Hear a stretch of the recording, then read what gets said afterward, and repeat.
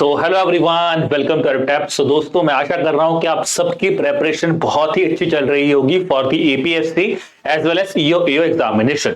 तो अगर मैं बात करूं आज की इस वीडियो में हम आपके साथ डिस्कस करेंगे कि स्कीम्स की क्या अप्रोच होनी चाहिए for the APSC as well as EO examination. Approach से पहले सबसे बड़ा होता है कि इनकी वेटेज क्या है। हमें पता है दोनों ही एग्जामिनेशन में सोशल सिक्योरिटी कंपोनेंट है, जहां पे आपको सोशल सिक्योरिटी की स्कीम्स पूछी जाएंगी। एपीएससी की बात करूं तो 2012 और 2015 में अराउंड 6 सवाल पूछे गए थे, और अगर मैं ईओ की एग्जामिनेशन की बात करूं तो 2017 में 2 से 3 सवाल और 2021 में 4 से 5 सवाल देखने को मिले हैं आपको स्कीम्स के ऊपर। तो देखिए, अगर आपको एक सेक्शन को आप प्रिपेयर कर रहे हैं, आपको इतने सेक्शन प्रिपेयर करने हैं, उसमें से एक सेक्शन ऐसा है जहां पे अगर आप सोशल सिक्योरिटी लॉज नहीं भी पढ़ पा रहे हो तो आपको लगता है कि अगर उसको कैसे कंपेंसेट कर सकते हो, आपके पास आइडिया है स्कीम्स। अब सबसे इंपॉर्टेंट चीज गाइस जो हम आज इस लेक्चर में डिस्कस करेंगे, कौन से स्पेसिफिक सेक्टर्स है जिनकी स्कीम्स के आपको ध्यान देना है। क्या हमें हर स्कीम पढ़नी? नहीं, हमें कुछ स्पेसिफिक सेक्टर्स की स्कीम पढ़नी है जो कि हमारे सोशल सिक्योरिटी से रिलेट करती है। हम उनके बारे में डिस्कस करेंगे। कुछ स्कीम्स का मैं आपको एग्जांपल भी दूंगा, कौन सी स्कीम्स रेफरेंस में जो पहले पूछी भी गई हैं। इसके साथ हम लोग डिस्कस करें कौन सी ऐसी डायमेंशन है जो आपको फॉलो करनी चाहिए फॉर द स्कीम्स, और कौन से ऐसे सोर्सेज हैं अगर आप उनको फॉलो करोगे तो आप वहां से स्कीम्स को कवर कर सकते हो, और क्या एक डिजायरेबल टाइम कवरेज होना चाहिए, और सब कुछ हम डिस्कस करेंगे आज की इस वीडियो में। तो एंड तक बने रहिएगा। उससे स्टार्ट करने से पहले मैं आपको सबसे पहले एक ब्रीफ इंट्रोडक्शन देना चाहता हूं इस कॉम्प्रिहेंसिव गाइडबुक के बारे में, जहां पे हमने आपके लिए सब इंपॉर्टेंट चीज प्रोवाइड की है। आपको पूरा एग्जामिनेशन पैटर्न समझाया हमने, यहाँ पे हर एक टॉपिक के क्या क्या इंपॉर्टेंट टॉपिक्स हैं, इंपॉर्टेंट पॉइंट्स हैं जो आपको याद करने हैं, वो यहाँ पे बताए गए हैं। कौन से ऐसे सोर्सेज हैं जिससे आप इन चीज को प्रिपेयर कर सकते हैं, that have been recorded here. और इसके साथ साथ गाइस आपको यहाँ पे प्रीवियस ईयर पेपर्स भी मिल रहे हैं। एपीएससी आप देख सकते हैं 2012 से 2002 से लेकर 2015 तक के जितने पेपर है वो आपको मिल रहे हैं, और ईओ के एग्जामिनेशन भी आपको क्वेश्चन यहाँ पे मिलेंगे। और सबसे इंपॉर्टेंट बात, ये गाइडबुक आपके लिए बिल्कुल फ्री है, तो इसके लिए सिर्फ आपको 1 सेकेंड लगाना है। There is a link given in the description below, आप उस लिंक को क्लिक कीजिए और ये गाइडबुक हो जाएगी आपकी। चलिए दोस्तों, बढ़ते हैं कि कौन से ऐसे कंपोनेंट्स हैं जिस पे आपको ध्यान देना है। तो आप देख सकते हैं मेरे पीछे ये 4 मैंने बेसिक कंपोनेंट्स लिखे हैं जो डायरेक्टली सोशल सिक्योरिटी से रिलेट करते हैं। वन इज अनएम्प्लॉयमेंट और रिटायरमेंट बेनिफिट्स। तो जब मैं अनएम्प्लॉयमेंट की बात करता हूं तो ये भी देखिए, अगर कोई स्कीम एम्प्लॉयमेंट प्रोवाइड करने की बात करे तो वो भी कहीं ना कहीं अनएम्प्लॉयमेंट की ही तो बात करें ना। अनएम्प्लॉयमेंट से कैटर करके एम्प्लॉयमेंट की बात कर रही है। जैसे एग्जांपल देता हूं, स्टैंड अप इंडिया स्कीम पे क्वेश्चन आया हुआ है 2017 में। तो क्या ये क्वेश्चन हमारे लिए वैलिड है? वैलिड है, अनएम्प्लॉयमेंट से रिलेट करता है। और रिटायरमेंट बेनिफिट्स तो वैसे ही बहुत इंपॉर्टेंट, रिटायरमेंट की स्कीम्स तो हर बार ही पूछी जा रही हैं। तो इससे हमें कौन सी स्कीम है जिस पे हमें सबसे ज्यादा ध्यान देना है, उन स्कीम्स का नाम है जी एम्प्लॉयज प्रोविडेंट फंड, क्योंकि ईपीएफओ का पेपर है तो एम्प्लॉयज प्रोविडेंट फंड की बात तो हमको पता होनी चाहिए। नेशनल पेंशन सिस्टम, अटल पेंशन योजना, पेंशन प्रोविडेंट फंड, ठीक है, PPF scheme, old pension scheme, stand up India scheme, जो कहीं ना कहीं एम्प्लॉयमेंट और इस चीज से रिलेट करती है। तो यहाँ पे किस ऑर्गेनाइजेशन का रोल सबसे इंपॉर्टेंट बन जाता है? मिनिस्ट्री ऑफ लेबर का। तो मैं अगर बात करूं मिनिस्ट्री ऑफ लेबर या फिर पीएफआरडीए और मिनिस्ट्री ऑफ फाइनेंस, तो इन मिनिस्ट्रीज की रिपोर्ट स्कीम्स जो हैं वो हमारे लिए इंपॉर्टेंट बन जाते हैं from the perspective of retirement benefit और अनएम्प्लॉयमेंट। अब बात करते हैं दूसरे सेक्टर की, हेल्थ और डिसेबिलिटी बेनिफिट्स। तो अगर मैं हेल्थ और डिसेबिलिटी बेनिफिट्स पे बात करूं तो हेल्थ से रिगार्डिंग कौन सी स्कीम जो पूछी जा सकती हैं, जैसे कि Rajiv Gandhi scheme for empowerment of adults and girls पे क्वेश्चन पूछा गया था आपके एग्जामिनेशन में। बेटी बचाओ बेटी पढ़ाओ स्कीम होगी, आयुष्मान भारत स्कीम होगी, जो हेल्थ रिगार्डिंग स्कीम्स हमारी गवर्नमेंट लॉन्च कर रही है। तो इन स्कीम्स का भी आपको आइडिया होना चाहिए। इसका मतलब कौन सी मिनिस्ट्री यहां पे इंपॉर्टेंट है? Ministry of health and family welfare,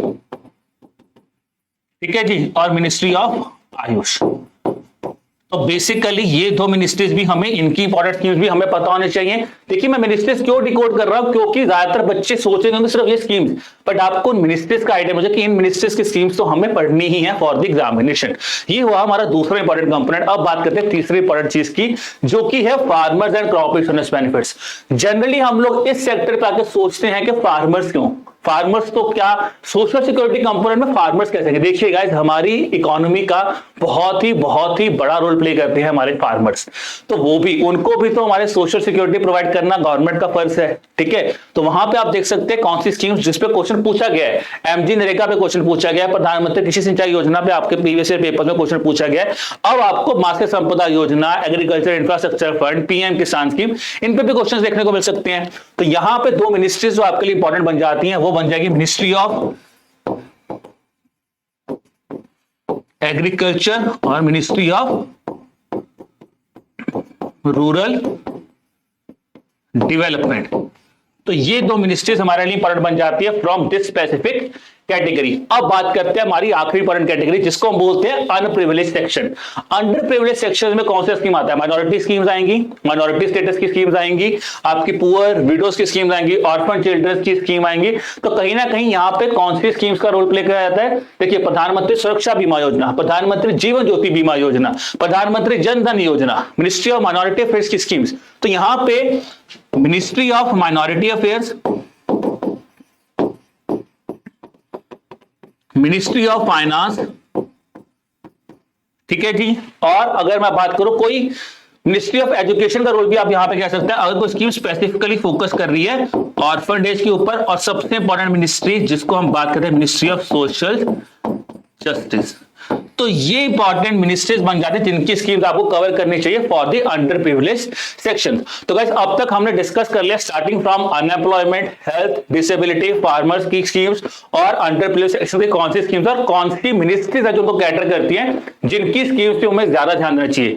क्योंकि बहुत बच्चे सोच रहे होंगे एग्रीकल्चर की स्कीम्स क्यों पढ़े, एग्रीकल्चर की मिनिस्ट्री की स्कीम छोड़ देते हैं, मिनिस्ट्री ऑफ एजुकेशन की स्कीम छोड़ देते हैं, मिनिस्ट्री ऑफ माइनॉरिटी अफेयर्स की स्कीम छोड़ देते हैं, क्वेश्चन तो पूछा नहीं है। बायस, मिनिस्ट्री ऑफ माइनॉरिटी अफेयर्स बहुत इंपॉर्टेंट है। अंडर प्रिविलेज सेक्शन देखिए, पुअर, ठीक है, ministry of women and child development, widows के रिगार्डिंग स्कीम निकाल दी, तो पढ़नी होगी हमें क्योंकि हमारे सिलेबस से रिलेट करते हैं सोशल सिक्योरिटी से। तो ये इंपॉर्टेंट चीजें हमें ध्यान रखनी है पहले कि किस तरह हम स्कीम्स को शॉर्टलिस्ट करेंगे। जब हमने स्कीम शॉर्टलिस्ट कर ली कि हमें कौन सी स्कीम्स पढ़नी है, अब हमारा नेक्स्ट टारगेट आता है कि हमें उन स्कीम्स में क्या पढ़ना है। तो उसके लिए मैं आपको बताना चाहता हूं, ये एक डायमेंशन है जब भी आप किसी स्कीम को पढ़ रहे हो, इस डायमेंशन से बाहर क्वेश्चन जनरली देखने को नहीं मिलते। या तो सवाल आपको पूछे कौन सी स्कीम है, ठीक है। देखिए, आइडेंटिफाई द स्कीम पे क्वेश्चन जनरली पूछे जाते हैं, आपको सिंगल पता है स्कीम कौन सी है, पर उसके लिए आपको ये बेसिक पैरामीटर स्कीम्स के सभी पता होने चाहिए। यानी कि स्कीम्स के एलिजिबल बेनिफिशियरीज कौन है, स्कीम की नोडल मिनिस्ट्री कौन है। जैसे मैंने आपको मिनिस्ट्री बताई, क्यों मिनिस्ट्री इंपॉर्टेंट है, क्वेश्चन पूछा जा सकता है। स्कीम का लॉन्च ईयर कब है, कौन सा क्या फंडिंग पैटर्न है, सेंट्रल सेक्टर है, सेंट्रली स्पॉन्सर्ड स्कीम है, आपको पता चाहिए। Objective, budget allocation, current development, tagline of scheme, अगर कोई स्कीम की स्पेसिफिक टैगलाइन है तो उस पर भी सवाल पूछा जा सकता है। और ये दो चीजें इंपॉर्टेंट हो जाती हैं फ्रॉम द करंट डेवलपमेंट, कि कोई एसोसिएटेड कंपनी तो नहीं है उसके साथ जो उसको इंप्लीमेंट कर रही है, या फिर कोई ब्रांड एम्बेसडर तो नहीं है उस कंपनी स्कीम का जो रिसेंटली अपॉइंट किया गया है, और सबसे इंपॉर्टेंट चीज, स्कीम रीस्ट्रक्चर तो नहीं हुई, यानी कि स्कीम में कोई बदलाव तो नहीं हुआ, तो उस स्कीम पे क्वेश्चन आपको पूछे जा सकते हैं। अगर मैं आपको एग्जांपल दूं पुराने सवाल से, तो देखिए अटल पेंशन योजना पे सवाल आया है, मिनिमम एंड मैक्सिमम यानी कि एलिजिबल बेनिफिशियरी से क्वेश्चन आया है। दूसरा क्वेश्चन आपको एपीवाई में ही अगले एग्जाम्स में देखने को मिला है, जो कि आपको ऑब्जेक्टिव ऑफ स्कीम पे क्वेश्चन पूछा गया, एलिजिबल बेनिफिशियरीज और ऑब्जेक्टिव दोनों पे ही आपको सवाल देखने को मिले हैं अंडर द अटल पेंशन योजना। तो इसका मतलब ये डायमेंशन पे हमें फोकस करना है। तो दोस्तों, अब हमने देख लिया है कौन सी मिनिस्ट्रीज, क्या डायमेंशन। अब आता है हमारा तीसरा इंपॉर्टेंट पॉइंट कि कौन से हमें सोर्सेज फॉलो करने चाहिए। तो ये कुछ लिस्ट ऑफ सोर्सेज है, सबसे बड़ा मैंने हाईलाइट किया है यहाँ पे पीआईबी को। तो पीआईबी गवर्नमेंट सोर्स है, अगर आप स्कीम्स को अच्छी तरह प्रिपेयर करना चाहते हो तो सबसे प्राइम सोर्स है आपके लिए पीआईबी। उसके अलावा उसको कॉम्प्लीमेंट कर सकते हैं विद एनी न्यूज़पेपर, हिंदू या फिर इंडियन एक्सप्रेस। और सबसे इंपॉर्टेंट चीज, जब आप स्कीम्स को रीड कर चुके हैं, एक चीज आप बिल्कुल ही मिस नहीं कर सकते हैं, वो है मिनिस्ट्री वेबसाइट। तो अगर इन तीनों को आप कॉम्प्लीमेंट करना चाहते हैं तो मैं आपको यह भी एडवाइस करूंगा कि अगर आपके पास टाइम कम है तो आप कोई भी अच्छा रेफरेंस सोर्सेज, कोई भी रेफरेंस मटेरियल पढ़ सकते हैं for the examination that is relevant for the APSC and EO examination. ये चीज का ध्यान रखना है आपको, ठीक है। अब आते हैं जी कितने मंथ्स का आपको पढ़ना है। तो पढ़ना कितने मंथ का है जी? डिजायरेबल कवरेज है 1 साल, कम से कम आपको 1 साल की स्कीम्स पढ़नी है फ्रॉम दिस रिस्पेक्टिव सेक्शन जो मैंने आपके साथ डिस्कस किए हैं, फ्रॉम दैट रिस्पेक्टिव निस्टेज जो मैंने आपके साथ डिस्कस किया, जो भी स्कीम्स न्यूज में है। और दूसरा इंपॉर्टेंट पॉइंट है कि कम से कम आपको 6 मंथ्स की स्कीम्स तो पढ़नी ही है। देखिए यहां पे अब बहुत बच्चे सोच रहे होंगे कि सर यहां पे टाइमलाइन क्यों दी है आपने, स्कीम्स तो कोई भी पूछी जा सकती है। टाइमलाइन देने का मतलब है जनरली वो स्कीम न्यूज में ही इन टाइम फ्रेम के बीच में होगी, या तो वो स्कीम पुराने 1 साल में आपकी स्कीम्स में कहीं ना कहीं न्यूज में होगी, या फिर वो आखिरी 6 महीनों में न्यूज में होगी। स्कीम हो सकता है 85 में लॉन्च हुई हो, 2002 में लॉन्च हुई, 2012 में लॉन्च हुई हो, पर वो स्कीम कहीं ना कहीं न्यूज में होगी। तो ये एक चीज हमें समझनी है कि हमें कौन सी स्कीम पे फोकस करना है जो इस रिस्पेक्टेबल टाइम पीरियड में हमारी न्यूज में हमें देखने को मिली है। अब आते हैं आप किस तरह इन चीजों को बेटर तरह से पढ़ सकते हैं। तो उसके लिए सिंपल फॉर्मूला मैं बताता हूं हर बच्चे को। जब भी आप किसी स्कीम को रीड करते हैं तो सबसे पहले जो मैंने आपको डायमेंशंस बताई हैं, आपको उन डायमेंशन से गो थ्रू होना है, यानी कि एक स्कीमिंग रीडिंग देनी है। सेकंड रीडिंग में आप जब उस स्कीम को पढ़ोगे तो आपको वो स्कीम के हिसाब से रिवीजन यानी कि रिवाइज करने में हेल्प करेगी, दैट इज रिवीजन।